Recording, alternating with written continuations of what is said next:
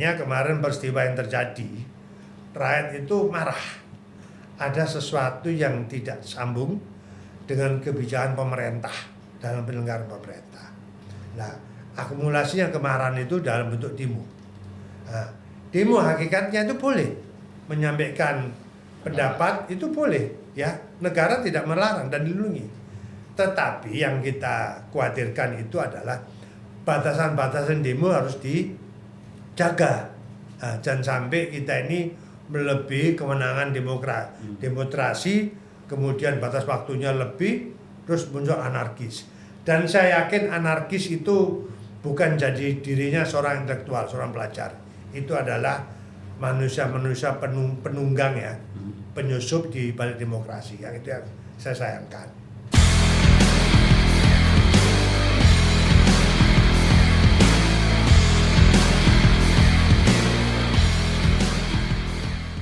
Assalamualaikum warahmatullahi wabarakatuh. Selamat siang Mas Freddy. Selamat siang. Salam kemerdekaan. Merdeka. Kita kali ini berdiskusi di podcast Memorandum TV terkait persoalan-persoalan di tanah air yang juga mulai banyak perbaikan lah, dengan tema merawat kebangsaan, menjaga NKRI, Mas.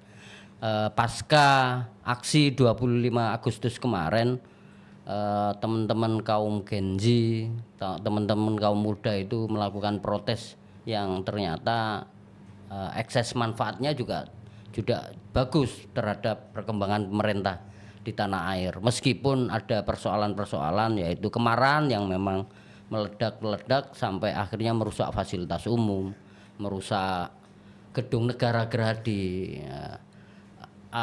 Dari posisi ini sebenarnya ada sisi bagusnya bahwa protes atau menyampaikan pendapat itu dilindungi oleh undang-undang, tapi pengerusakan fasilitas itu melanggar undang-undang.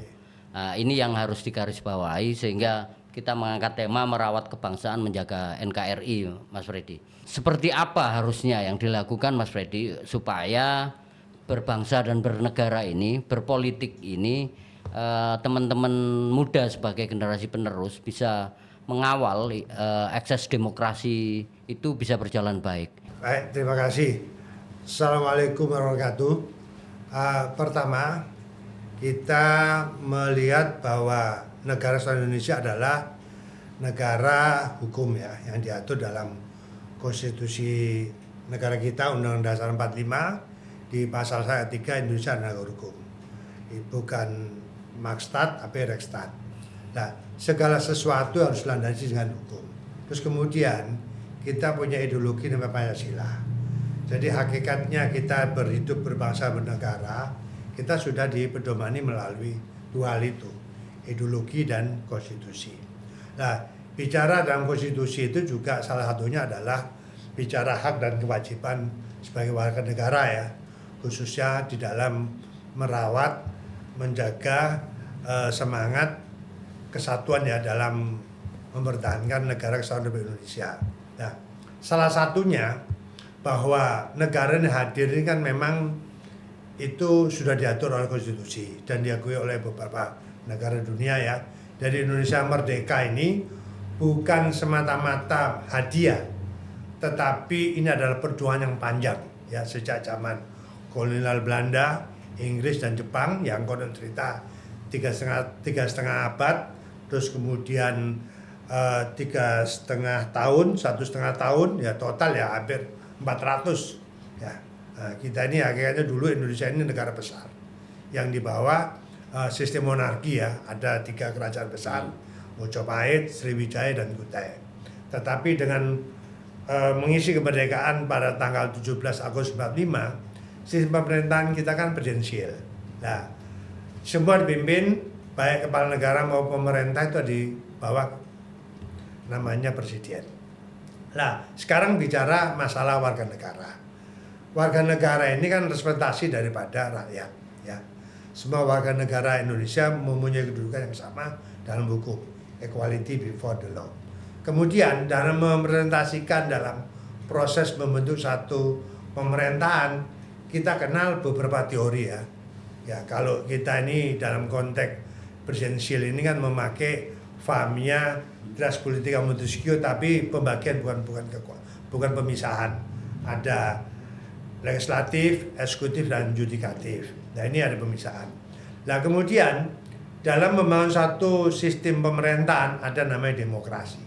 Nah, kita ambil salah satu yang menurut paham dari ini ya, Presiden Amerika itu Abraham Lincoln ya, bahwa democracy is government by the people, from the people, and for the people. Bahwa demokrasi itu adalah pemerintahan oleh rakyat, dari rakyat untuk rakyat. Jadi rakyat yang memang lebih diutamakan. Sedangkan sebagai penyelenggara negara maupun pemerintah, dalam hari ini adalah melayani rakyat. Makanya kemarin peristiwa yang terjadi, rakyat itu marah. Ada sesuatu yang tidak sambung dengan kebijakan pemerintah dalam penyelenggaraan pemerintah. Nah, akumulasinya kemarahan itu dalam bentuk demo. Nah, demo hakikatnya itu boleh menyampaikan pendapat, itu boleh ya, negara tidak melarang dan dilindungi. Tetapi yang kita khawatirkan itu adalah batasan-batasan demo harus dijaga. Nah, jangan sampai kita ini melebihi kewenangan demokrasi, kemudian batas waktunya lebih, terus muncul anarkis. Dan saya yakin anarkis itu bukan jadi dirinya seorang intelektual, seorang pelajar. Itu adalah manusia-manusia penunggang ya, penyusup di balik demokrasi. Yang itu yang saya sayangkan. Makanya kemarin aparat penegak hukum ya, dalam hal ini ada kepolisian dan dibantu oleh TNI, dia sudah mengambil satu sikap tindakan, ada beberapa yang sudah diamankan dan sekarang sudah proses. Memang penunggang-penunggang ini salah satu adalah kelompok yang memang sengaja membuat ricuh negara ini menjadi tidak stabil. Nah, oleh karenanya kita sebagai warga negara kita sadar bahwa dalam konteks keamanan leading sektornya adalah Polri. Nah, Polri tentu tidak bisa tinggal sendiri ya, dengan jumlah personil Polri juga terbatas. Ya, tentunya peran serta masyarakat harus peduli, peduli pada lingkungan. Nah, makanya kemarin Surabaya sudah mengantisipasi Jogo Surabaya.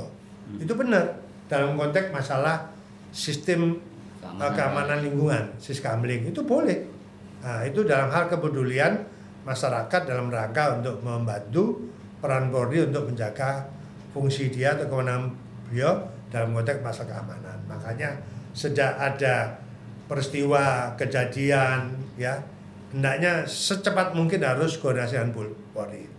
Toh akhirnya juga Polri itu kecolongan ya, saya bukan dalam arti menyalahkan Polri secara institusi, ya memang itu ya Polri lagi apes lah. Makanya kalau saya bicara, siapa yang tanggung jawab ya, yang tanggung jawab komandan, tidak ada prajurit yang salah komandan. Ya, jadi faktor intelijennya juga pada waktu itu kecolongan. Ya ini nih. Nah, tapi apapun terjadi, Polri sekarang sudah memproses sampai nanti akan dilakukan langkah-langkah hukum. Nah, disinilah saya harapkan peran masyarakat, peran publik, kita tetap harus peduli. Peduli dalam artian yang skala kecil ada lingkungan, tempat tinggal kita, tempat bekerja kita, tempat gaul kita, ya itu harus kita jaga betul. Nah, terus kemudian, apalagi dengan perkembangan cyber, teknologi sekarang ini kan hoak-hoak kan sudah bersebaran kemana-mana. Ini yang perlu kalian ketahui. Kalau ada sesuatu yang nggak jelas, koordinasikan atau klarifikasi pada aparat yang terkait, yang paham tentang berita-berita hoak itu tenan nggak? Nah, ini yang gitu. Jadi jangan mudah kepancing. Check and recheck. Itu yang penting. Saya kira itu. Makanya kepedulian ini dalam menjaga keutuhan stabilitas lingkungan khususnya dan stabilitas negara harus menjadi tanggung jawab kita bersama. Gitu Mas. Mas Freddy, dari posisi ini komunikasi sebenarnya menjadi hal yang paling penting supaya menjaga dan merawat kebangsaan dan NKRI itu. Kalau kemarin Mas Freddy melihat itu sebenarnya seperti apa sih Mas, kok sehingga muncul ledakan, muncul persoalan-persoalan, meskipun dari proses itu ada solusi akhirnya, ada perbaikan-perbaikan. Saya tidak dalam artian berprasangka pada siapapun juga. ada kebijakan pemerintah yang memang tidak nyambung dengan keinginan publik, dengan keinginan masyarakat. Nah ini yang hal-hal kebijakan ya, kita tahu bahwa semua kebijakan itu ada landasannya, ada dasarnya itu hukum, ada landasannya ada undang-undang.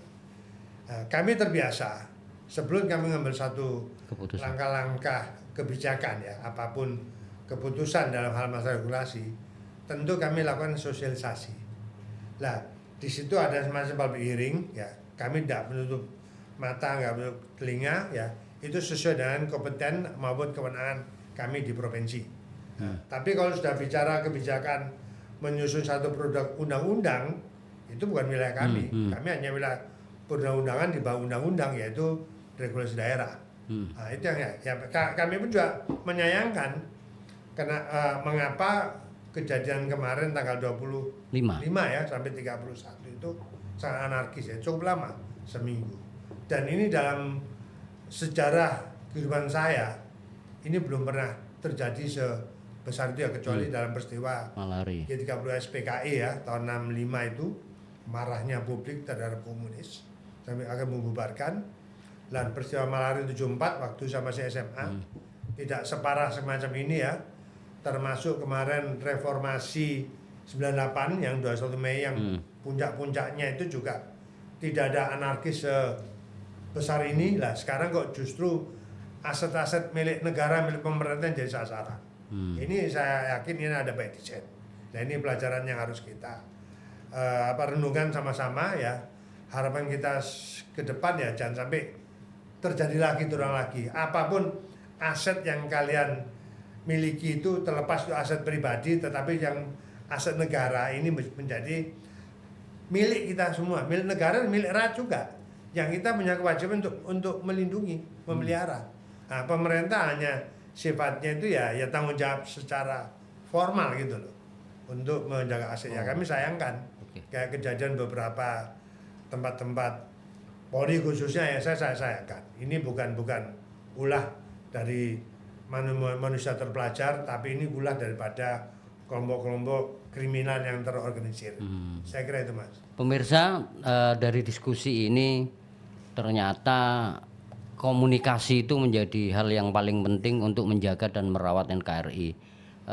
Untuk melanjutkan diskusi lanjutan, kita break sebentar, monggo.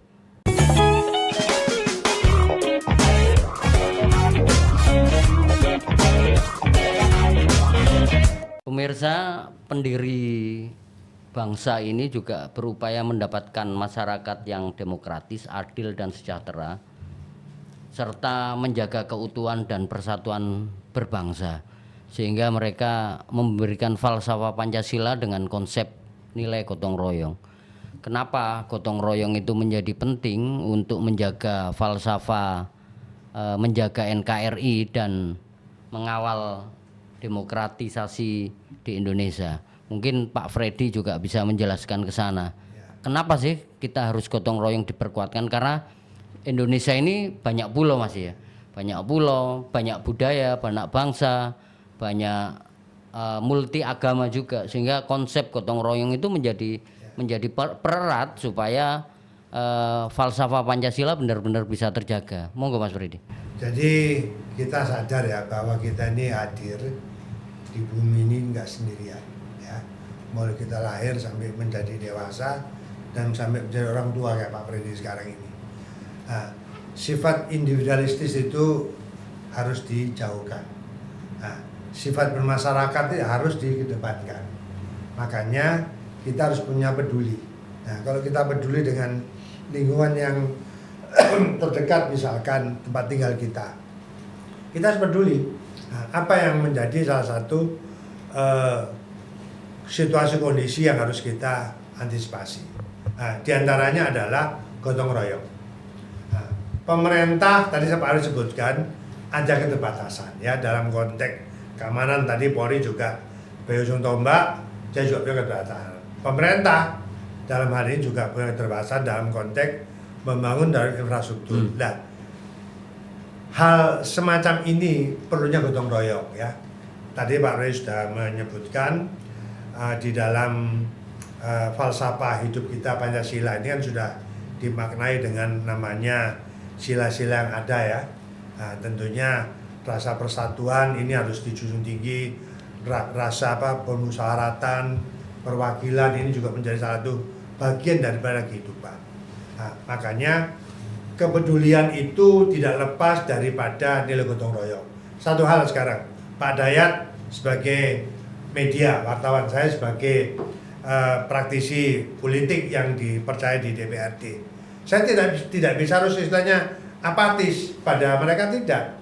Nah, makanya saya selalu berkolaborasi. Ya, apa yang Pak Pri lakukan di dalam konteks dari DPRD tentunya tugas utama untuk meliput ini adalah teman media. Nah, take and give ini juga bagian daripada gotong royong. Nah, itu salah satu yang penting. Yang penting adalah kepedulian. Kepedulian itu yang saya kira lebih utama, Pak Dayat. Ya. Kita jangan selalu berburuk sangka dengan siapapun juga. Ya, makanya Pak Freddy ini orang yang sangat mengedepankan berkomunikasi tanpa lihat batas, ya, tanpa kelas, ya. Semua Pak Freddy ada anggota DPRD, ini wakil rakyat, wis nggak delok rakyat sing milih aku mau enggak, tapi saya bagian daripada rakyat. Nah, suara rakyat itu saya dengar, suara itu suara Tuhan. Nah, jangan sampai saya itu nanti mengkhianati suara rakyat. Nah, makanya suara-suara ini harus kita dengar. Tentunya Pak Freddy juga punya keterbatasan. Tidak semua harapan dari masyarakat itu bisa terpenuhi, bukan karena saya apatis atau antipati, bukan. Ada keterbatasan juga gitu loh.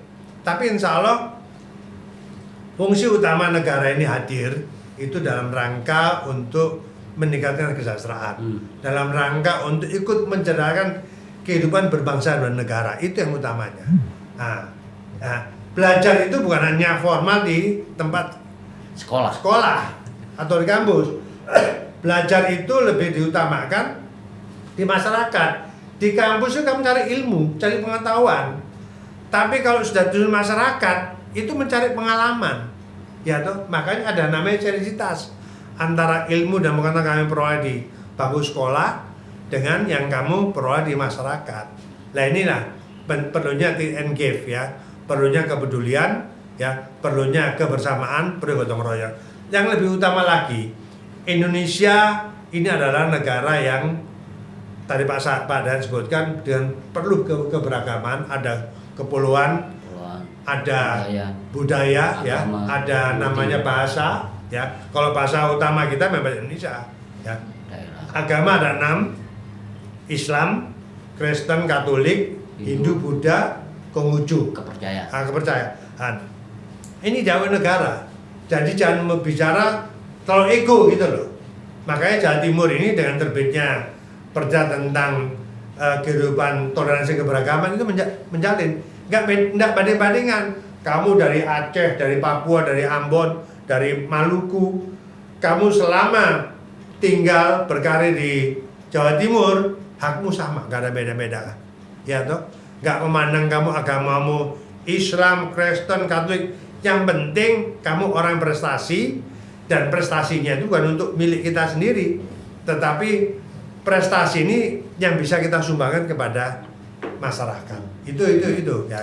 Contoh Pak Redi, sekarang saya sekolah sampai dengan S3 misalkan, loh bukan untuk gagah-gagahan, ya toh. Semua ilmu itu ya saya sampaikan, ya, semacam hari ini saya ada di memorandum, ya saya sampaikan gitu loh.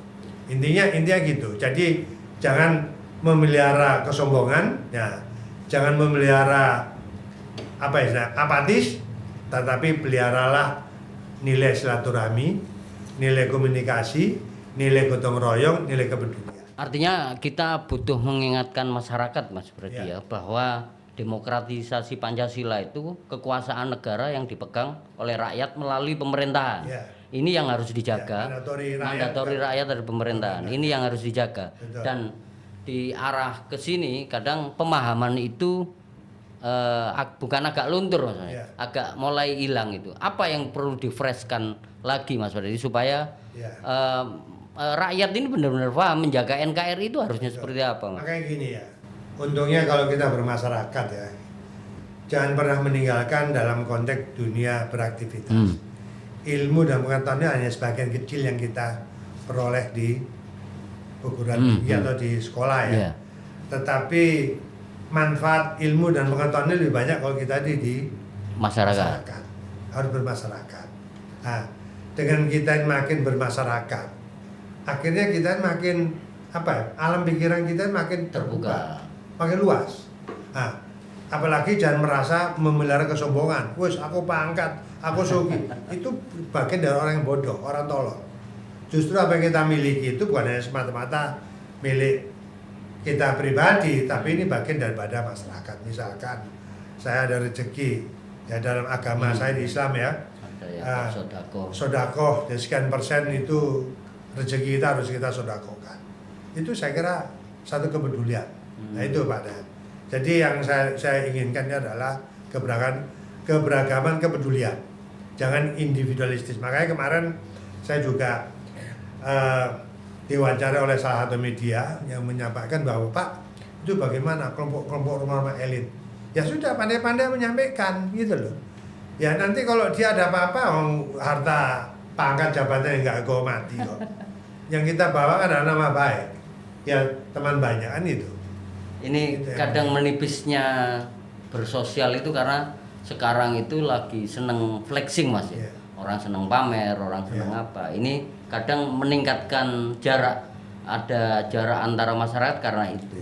Padahal di Pancasila tidak mengajarkan itu. Tidak mengajarkan itu. Mungkin Mas Freddy, apakah ini menjadi problematisasi sosial di era semakin majunya teknologi, semakin majunya AI, apakah itu menjadi tantangan kita Mas? Untuk lebih lanjutnya kita sampaikan dalam hal ke depan. Terima kasih Mas Freddy.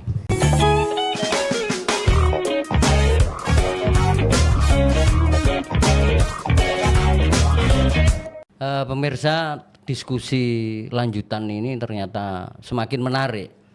Persoalan Pancasila, persoalan kebangsaan, persoalan menjaga NKRI ternyata tidak sesederhana itu sebenarnya. Meskipun dari konsep pendiri bangsa ini mencoba menerjemahkan secara sederhana bahwa kita menjadi negara yang banyak bangsa, banyak budaya, banyak bahasa, dan multi agama, harus punya satu konsep, yaitu yang konsep dinamakan Pancasila. Cuman jauh-jauh di belakang ini mulai banyak orang yang flexing, orang yang pamer kekayaan, itu ternyata tidak sesuai dengan amanah Pancasila Mas ya. Dan itu membuat jurang pemisah antara si kaya dan si miskin. Padahal di sisi konsep Pancasila adalah gotong royong. Di konsep gotong royong itu menyebutkan bahwa tidak ada kelas di situ untuk membangun bangsa, untuk membangun negara. Mas Freddy, di kemajuan teknologi yang semacam ini, apa sebenarnya Mas Freddy? Apakah ini menjadi tantangan? Apakah ini menjadi persoalan? Dan solusinya harusnya seperti apa sehingga menjaga NKRI ini di era Indonesia ke 80 tahun Mas Freddy ya. Ini umur yang juga lumayan mulai besar lah, umur yang mulai tua lah Mas Freddy. Seperti apa itu Mas Freddy? Jadi gini, saya membedakan beberapa klaster manusia ya. Kalau manusia yang terpelajar, terdidik, yang saya lakukan satu ya semacam penelitian secara nggak langsung ya. Mereka masih lebih mengedepankan apa istilahnya merendah. Orang makin punya kedudukan tinggi, itu makin merendah. Dan ini rata-rata dari pelajar. Nah, kalau dalam konteks ini kalangan selebritis, dia kan perlu adanya popularitas. Nah, cuma sayangnya selebritis yang sudah populer ini direkrut oleh partai menjadi anggota DPR gitu. Nah, jangan lupa di anggota DPR itu pelayan, bukan pamer selebritisnya itu. Ya tuh orang walaupun nggak pamer dia tahu gitu loh. Nah, jangan lupa kan pamer. Nah, kalau orang sudah pamer pangkat kayak ini ya sudah terindikasi bahwa ini orang, kalau bahasa saya agak ekstrim ya, orang ini terlalu sombong juga termasuk orang ini bukan tergolong orang yang terpelajar. Kalau orang terpelajar tidak membangun kesombongan. Makanya jati diri kita sebagai orang Timur itu kan kesederhanaan yang kita harus jaga. Nah, saya banyak kenal teman-teman yang termasuk konglomerat ya. Justru yang mereka itu tidak menunjukkan identitas Pak Aceh itu orang yang kaya, orang berat. Malah seperti itu Mas Freddy. Ada memang, ada beberapa. Saya tahu lah. Padahal sekarang lebih seneng crazy rich Mas ya, dianggap lebih, dianggap kaya. Tapi ada beberapa kelompok tertentu ya. Apakah itu yang sudah tua, yang remaja, yang muda, itu masalah mental, kasuistis. Itu ya itu tadi. Kalau saya nilai kalau mereka orang terpelajar ya, bahasanya nggak begitu. Kalau saya yakin terpelajar ya kita malu lah. Ya itu pamer itu kan malu. Ya. Ya selama kita masih mampu berbuat sesuai dengan yang kita lakukan secara pribadi ya, kenapa harus kita pamer? Contohnya saya kemana-mana masih bawa mobil sendiri, nyuper sendiri. Ya tunjukkan saya masih kuat. Meskipun punya ajudan Mas. Tidak punya ajudan saya, tidak punya. Ya kalau staf biasa. Staf biasa. Ya saya nggak punya ajudan gitu. Nah sopir pun ya saya kalau keluar kota baru saya berbutuh teman toh. Kalau dalam kota ngapain saya bilang? Ya toh dulu saya pernah menjadi ketua komisi A, pernah sodori di salah satu provinsi di Jawa Timur punya perda tentang masalah protokoler. Pengawalan. Setelah saya pelajari SKOPO, protokoleran. Saya tutup namanya konsep raperda itu saya tutup nggak saya pakai. Nah kalau ini saya teruskan ya tambah kemeliti nanti oknum tertentu. Dan itu membuat jarak Mas ya. Iya, justru kita ini lebih familiar, lebih dekat dengan masyarakat dan gitu. Nah kalau saya model begini masyarakat kan enggak canggung. Tapi coba saya menjadi seorang pejabat, waduh sungkan Pak Freddy gitu. Ya gitu. Jadi sekali lagi dalam konteks kita sebagai orang Indonesia yang saya tahu jati dirinya, yaitu yang kita depankan adalah kesederhanaan, punya nilai gotong royong, kepedulian, ya, terus kebinekaan. Nah itu bagian daripada spirit nilai-nilai kebangsaan yang ada di masyarakat kita secara umum kan gitu toh. Sebenarnya sederhana Mas ya. Iya. Nah, kalau dulu memang ya saya nggak banding-bandingkan ya. Nah, ada pembatasan ya. Kita sadar bahwa masyarakat kita ini kan masih banyak yang tergolong masyarakat miskin. Ya nggak pantas lah. Kecuali kalau mereka itu sudah mapan ya. Terus bukan terus setelah mapan kita sombong enggak. Ya pantas-pantasnya kita nggak pamer lah. Paling enggak ya tahu diri lah. Ya toh. Orang walaupun tidak mengetahui kalau orang tergolong kaya harus tahu sendiri untuk apa pamer. Nah berarti kalau orang pamer kalau dulu istilahnya apa OKB ya? OKB orang kaya baru. Kan gitu. Nggak perlu sudahlah. Bahasa anak muda flexing ya. Flexing ya sekarang ya. Nggak perlu. Pamer. Yang penting ya itu tadi. Hidup bermasalah itu enak ya. Saya ini pernah pengalaman Pak Dayat ya. Mohon maaf.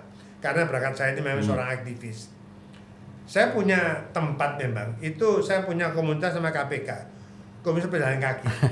Lah itu macam-macam, ono sing toko partai merah, partai kuning, partai biru, pejabat, sekarang ono sing bagian tukang batu, ya tuh. Komunitas pejalan kaki, disingkat KPK. Enggak ada, kadang-kadang nanti kita giliran sebulan sekali atau 2 bulan sekali, sopo sing traktir, mangan, ya tuh. Kode kaki 5 gitu. Ya kita tunjukkan bahwa jadi kita ini rakyat gitu loh. Iya toh. Dari rakyat untuk rakyat gitu loh. Nah, saatnya kita juga harus menyadari toh bahwa kita butuh masyarakat yang lain kan gitu. Jadi kesombongan betul-betul harus dihindari. Yang penting adalah rasa gotong royong, sederhana ya. Yang lebih penting lagi punya rasa kepedulian dari semua aspek ya toh sesuai dengan kemampuan diri kita masing-masing. Saya kira itu Pak Dayat. Pemirsa ternyata pendekatan komunikasi terus jejaring itu menjadi sangat penting untuk menjaga dan merawat kebangsaan. Terkait problematika sosial itu sesuai dengan perkembangan zaman, ternyata bagi Mas Freddy adalah sebuah tantangan Mas ya, yang harus dihadapi dengan konsep Pancasila. kita harusnya bersyukur hidup di tanah air Indonesia ini, hidup di Jawa Timur yang gemaripah, lojinawi, makmur, keberagaman, meskipun banyak pekerjaan-pekerjaan yang harus diselesaikan, soal tenaga kerja, soal apa, itu menjadi salah satu tantangan bahwa bertanah air, berkomunikasi dan saling toleransi itu menjadi perlu digarisbawahi Mas Faridi ya, untuk menjaga toleransi dan keberagaman di tanah air. Demikian pemirsa, terima kasih dari saya. Ke diskusi ini kita bersama Bapak Dr. Haji Freddy Purnomo SH MH dari anggota Komisi A DPRD Jawa Timur, fraksi Golkar. Mungkin dan kita berharap diskusi kali ini juga bermanfaat khususnya bagi generasi penerus. Dari saya Rahmat Hidayat, wabil taufik wal hidayah. Assalamualaikum warahmatullahi wabarakatuh.